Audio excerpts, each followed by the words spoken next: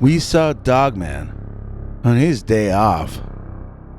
Dear Scary Stories NYC, my friend Gio and I had a Dogman sighting way back in the late 1980s at the Hewitt Covered Bridge. That's in Pennsylvania. I'll tell you everything about that sighting because I think it's pretty interesting.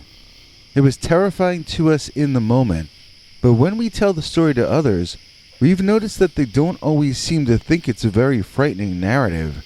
Even after all these years, we must still not be telling it right, because at the time, we were shaking all over, thinking we weren't going to make it out alive.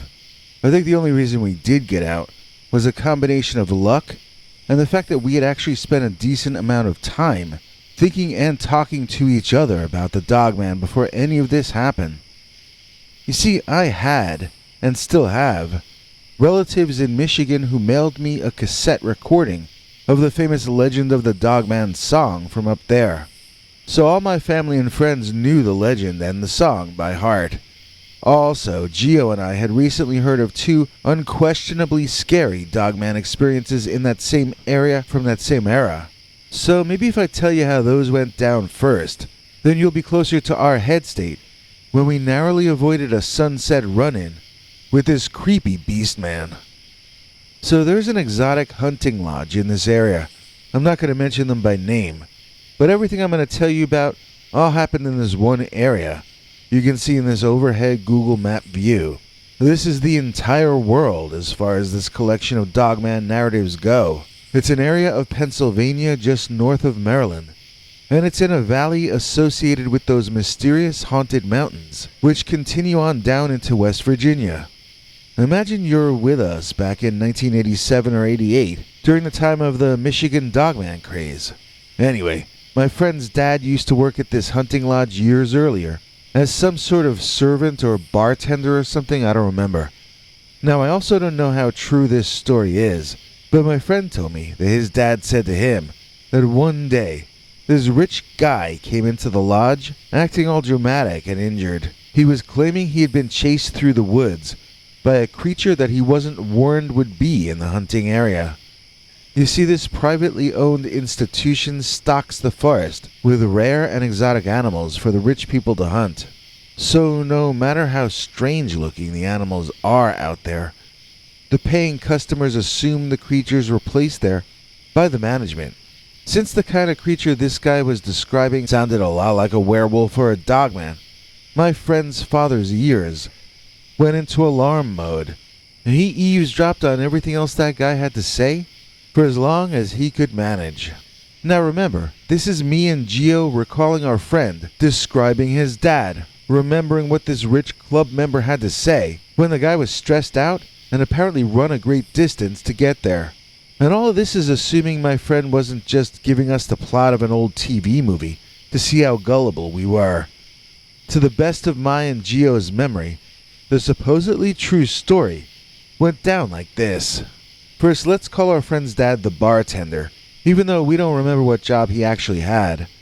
So the bartender said this rich guy was claiming he was chasing down some exotic goat he had scored a hit on when he came upon his prey already being devoured by a very large and very hungry-looking canine. If it was indeed a wolf, it looked unlike any the hunter had seen before, and even assuming that it was, the height and girth of the thing was on a much larger scale than your average wolf. He indicated that there were also other differences, including a sort of dull brownish coloring that he'd never seen on a wolf. So according to the bartender, this rich hunter said he began to slowly back away, but that wasn't good enough for the big bad wolf. Now the next part of the story is the most important part, but it's also the most fantastic part. Allegedly, that wolf or canine stood up in one clean, simple motion and turned around in a single, elegant maneuver. Now it was looking down at the rich hunter, and said hunter now had to look up to even see the great beast's chest. It was standing up tall, larger than the largest grizzly. But this was no grizzly. This next part was prefaced by the hunter himself, saying that he must have imagined or hallucinated it. But he did admit that when the beast was standing, its front paws free to be held threateningly in front of the smaller, weaker human's face, those paws looked far more like hands or claws than they did like paws. He had thought he was seeing dog paws when the creature was down, but they did not look like paws when the creature stood to face him. So had they changed? Or, assuming they had not, was the hunter wrong about what they had looked like at first? Or was he confused when he thought they looked like hands? At least the guy was honest about what he saw, so I guess you can make up your own mind about that, since he couldn't himself. Anyway, this guy thought that the Dogman was placed there deliberately by the management, and so he wanted to know what the beast was called. They tried to inform him that they did not place him there, and that in fact there was no such animal, not in the zoological nor in the geological history of the planet. But as you can imagine, that did not go over very well with this witness.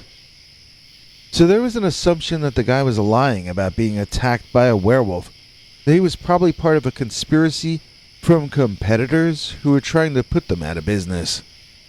Nobody could prove that theory, though.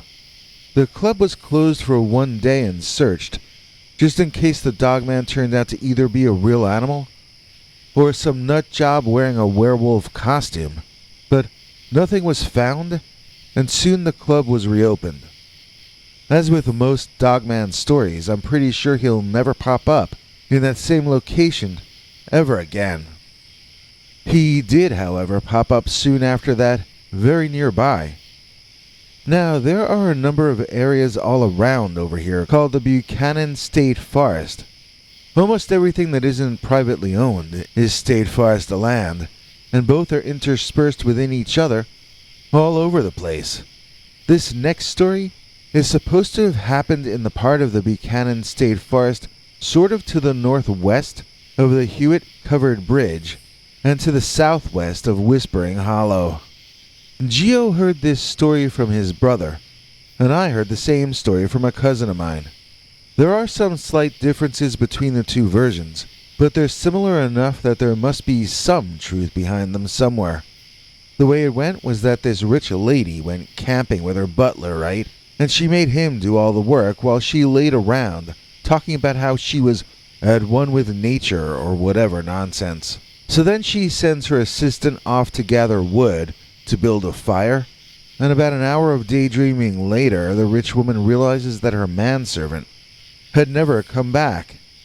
By this point in the day, it was starting to get dark, so the rich woman was angry and belligerent. She shouted for her man. Then she stood, and she shouted some more. She looked around for her walking shoes. Normally she could have just had them brought to her, so it took some time to find those babies, but she succeeded eventually. The rich lady walked toward where her employee had gone off into the trees. Or had he walked the other way? She couldn't remember for certain, and it was getting darker. The lady walked the edge of the woods, at first shouting for her manservant. Then, feeling increasingly intimidated, she began lowering her voice to a whisper. Seeing and hearing a disturbance in the woodline a bit further down, the woman excitedly jogged toward that spot, calling out the name of her assistant. Noticing someone lying on the ground, the woman gasped even before she recognized her servant's clothing. There was dark maroon-stained dirt, forming curvy geometric shapes around the still form, and the lady understood that her man was finished. It took another second or two for her shocked nervous system to take in the fact that the animal which had done her servant in was still there, still leaning over his kill. Only now he was not looking down at what he had done. Now he was looking ahead of him, at that rich lady. So the version of it that the fancy people like continues at this point into a description of the rich lady's remarkable prowess with her tiny lady hand pistol that she always carried with her. She is supposed to have subdued the monster with that. The other version that normal people tell is that the lady got completely lucky because a park ranger happened to walk out into the clearing at that exact moment, and that caused the Dogman to run away. This version makes more sense to me in a lot of ways, but I know some folks who swear by the other version, which they think is more feminist. At any rate, this was a long time ago, so we're talking long before cell phones, long before the internet and search engines. When a rumor went around back then, it went around unchecked, and nobody really knew which parts of which rumors had any veracity whatsoever. But then, of course, years later, the internet was invented, and all arguments or disagreements of any sort ceased forever and disappeared from human history. I'm joking around, of course, but seriously, the world was a different place back then, because we all lived in the gray area more than in either black or white. Maybe almost always seemed a better answer than yes or no to me back then, since we were going on even less hard information than we are today. And how can you make decisions with confidence if you're lacking so many different variables to the equation? When did that song come out about the legend of the Dogman or whatever it was called? There was that DJ in Michigan, and he made the song as a spooky Halloween promotion for his radio station. But so many people responded strongly to it, informing the guy that the Dogman is in fact more than just a legend, that the Dogman became a brief media sensation. I know this all happened sometime after that song was out. I remember without any doubt that the song had been around and everyone I knew had heard of the Dogman. Not everyone knew that he could walk bipedally, but they all knew about the large dog-headed beast alleged to be lurking through the wilderness areas of the Midwest and Pennsylvania. That's not to say that they all believed. Some thought it began and ended as a radio publicity stunt. Those who had seen the thing, or knew someone who had seen the thing, well, those people believed. More than that, those people knew that the Dogman was real. I once made a Super 8 student film with two of my friends who had both told me that they'd seen a Dogman. Both of them told their Dogman story to me so convincingly I could almost smell the monster. In my film, all they had to do was say they saw Bigfoot and make it sound as convincing as their Dogman stories were. Well, neither could handle the task, which confused me at first. After a while, when I compared the video of them talking about their Dogman sightings to them talking about seeing the fictional Bigfoot in my movie, I realized what the difference was, why their claims to see Dogman were so much more riveting and convincing than their claims to see Sasquatch. I'm sure you've already figured it out yourself. Maybe it's simple. Maybe the Dogman sightings just really happened to them. Either that, or they were for whatever reason convinced that they actually had run into and been menaced by this dog-headed cryptid. Maybe they had convinced themselves, or maybe they had been hypnotized, or maybe it just really happened. I don't know. They were not acting when they talked about the Dogman, though. I can prove that, because they are incapable of being convincing when they are acting. They were trying as hard as they could, but they had no training, and they didn't really have much raw talent either. My direction was lacking as well, since I had thought that their performances relating how they both nearly lost their lives at the clawed hands of the Dogman were brilliant. But it turned out they were not performances at all. They were just two people listing facts that happened to them, as well as they could remember. So Gio and I had already experienced being told all these stories. And you have to remember the times. We were living in the time of the 1987 Dogman revival. That really heightened fascination with the Midwest Dogman, even though the song was actually first intended as a joke by the Traverse City, Michigan radio DJ, Steve Cook. Knowing he was kidding didn't mean that we were kidding. His joking around was fine with us. We enjoyed it. And that didn't stop or even slow down our interest in the subject of the Dogman. Nobody I knew felt the radio song being intended as tongue-in-cheek meant that the Dogman itself was a hoax. If anything, the song brought more real eyewitnesses and eyewitness accounts to public attention than anything else I can remember, at least until the Gable film 20 years later.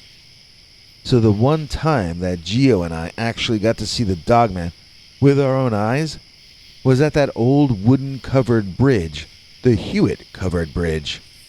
We got there before the Dogman that afternoon. You see, to get there you drive to this point here on Town Creek Road, and then you make the turn off onto this tiny little strip of tar called Covered Bridge Road. Keep driving till you find the bridge, as the road isn't used for too much more these days other than visiting that there bridge. Now, as far as I know, there's nothing weird about this bridge. It's not, as far as I know, a crybaby bridge.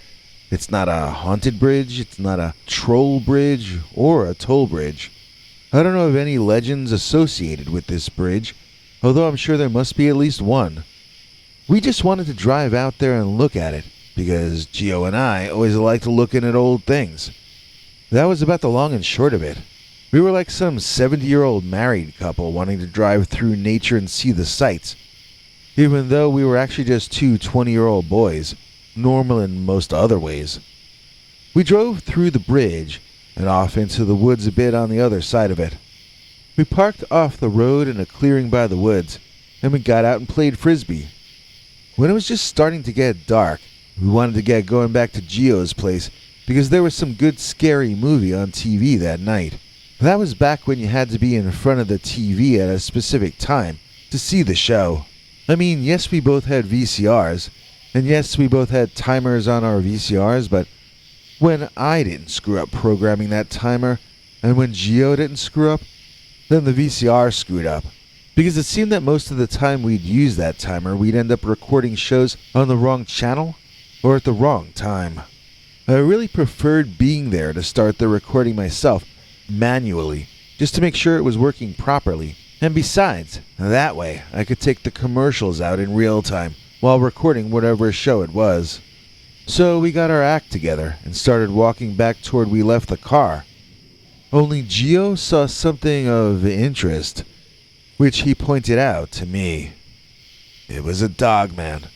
It was a Michigan Dogman in Pennsylvania, and I was seeing it with my own eyes. This was not like a guy in a ghillie suit running around on all fours, pretending like he was a dog. This was a lot more like something out of The Howling, or Dog Soldiers, which came many years later. I forget if The Howling was out yet by then, but this was an upright walking beast with a head like a canine. But that head was like a really, really huge canine head, you know? I didn't even realize that I was standing there staring with my mouth hanging open until Gio pulled me into the bushes, out of the range of vision of that Dogman. I was so surprised that I had lost my ability to notice that I was in danger. It wasn't just like seeing a dog head attached to a humanoid body. It was more like a really husky and super muscular canine that had developed huge pectoral muscles somehow over its many years of evolution. I mean, I think it was something more like a dog that developed characteristics like a human than I think it was like a humanoid who had become like a dog. I don't think it was a werewolf. I don't think it was a shapeshifter. I think it was a kind of a canine that just isn't listed in the textbooks yet. It might be a super intelligent canine, possibly. It might be the most advanced species of canine of all time. But I still don't think it was a human on our level, possessing our kind of intelligence. And yet, in spite of all that, I could completely identify with him and what he was doing in that moment. And what was he doing? He was enjoying the evening.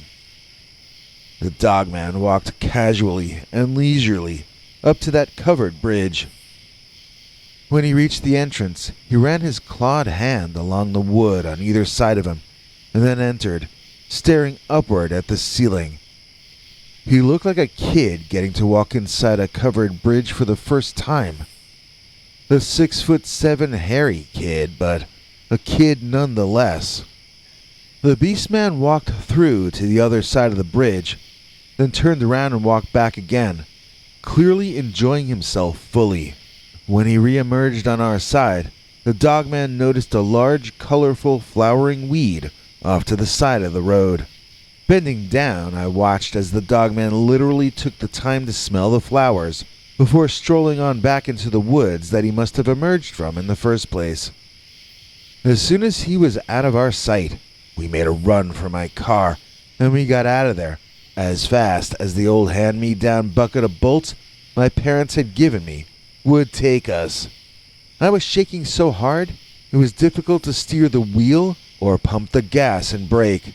Suddenly I felt like a little kid in a giant car, too large to operate. Suddenly I wished my parents could be there to drive me home. I was just being a little jerk. The dogman was walking in the opposite direction. I was just a chicken, that's all. Once we hit the highway, then all of a sudden, we were both like, "Woo! High five! We just hung out with the dogman," and that sort of thing. Like, we were chilling with the dogman. Gotta take the time to smell the roses, bro. And the weeds too, I guess. Take it from me, Gio, and the dogman. We know about these things. You know how once a terrifying experience is over, then suddenly in your mind it becomes the most fun experience of all time?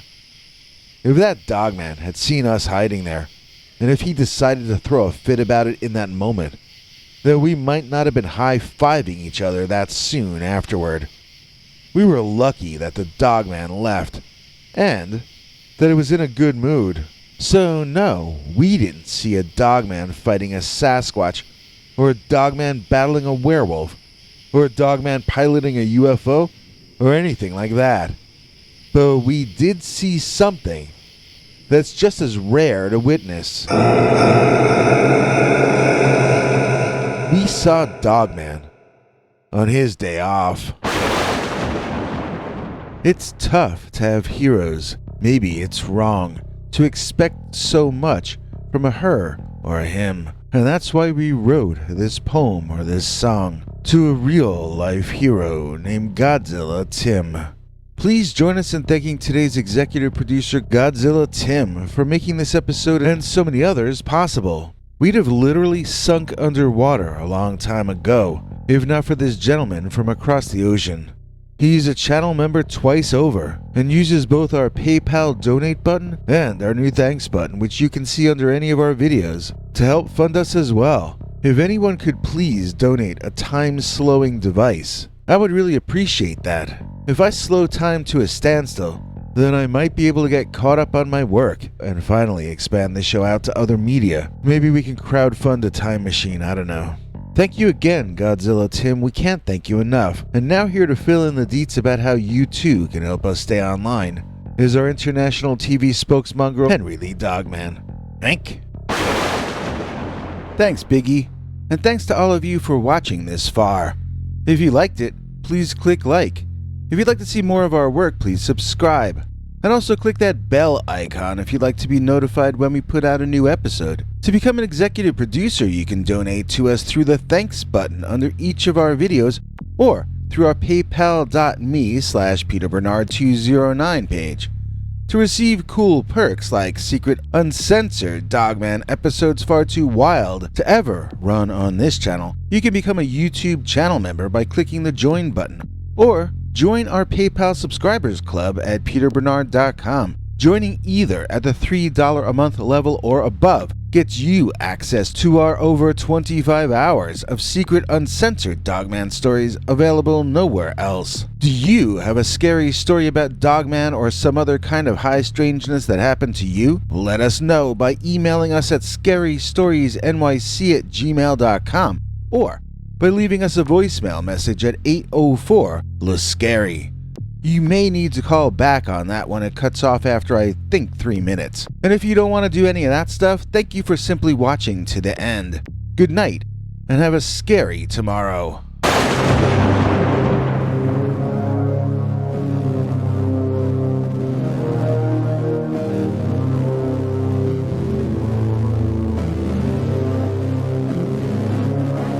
Come back for more scary stories.